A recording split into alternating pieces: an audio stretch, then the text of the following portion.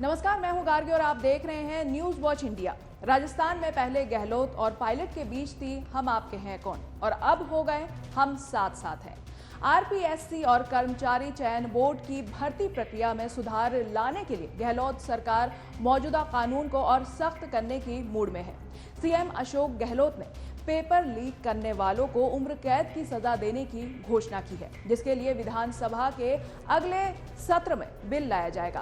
Paper leak मामले में CM Ashok Gehlot अब और कड़ा रुख अपनाने वाले हैं। इसमें सुधार के लिए मैकेनिज्म बनाने की भी घोषणा की गई है और सचिन पायलट की मांगों को मानने के संकेत दिख रहे हैं, जिसे पायलट के साथ गहलोत की सुलह के फॉर्मूले की शुरुआत मानी जा रही है।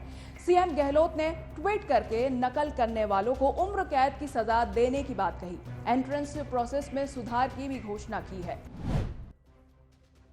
राज्य में एंट्रेंस एग्जाम में और पारदर्शिता लाने के उद्देश्य से मुख्य सचिव को निर्देशित किया गया है कि आरपीएससी, डीओपी, आरएसएसबी और दूसरे लोगों के साथ चर्चा करके इसको और बेहतर बनाने की तैयारी है। पेपर लीक को लेकर कानून में और भी ज्यादा सतर्कता होगी और ज्यादा सजा का प्रावधान होगा।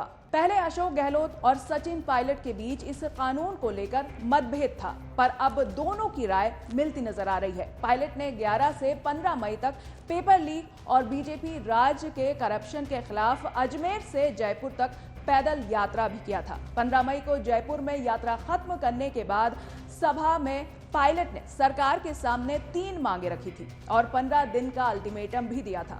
अल्टीमेटम खत्म होने से पहले 29 मई को कांग्रेस अध्यक्ष मल्लिकार्जुन खड़गे, राहुल गांधी की मौजूदगी में गहलोत पायलट की सुलह बैठक हुई थी। इस बैठक के बाद पायलट ने आंदोलन तो नहीं किया, लेकिन युवाओं से जुड़ी मांगों को छोड़ने से इनकार कर दिया। पेपर लीक से प्रभावित युवाओं को मुआवजा देने, आरपीएससी को भंग करके पुनर्गठन करने और बीजेपी राज के करप्शन की जांच के लिए हाई पावर कमेटी बनाने की मांग की थी।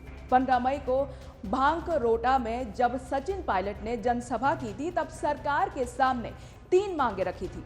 आरपीएससी को भंग करके नई संस्था बनाए, पेपर लीक पर मुआवजा दे, वसुंधरा सरकार की जांच हो। पहले इन्हीं सब बातों को लेकर तर्क वितर्क हुआ गहलोत और पायलट में, फिर अब इसमें सुलह फॉर्मूले की शुरुआत होती दिख रही है।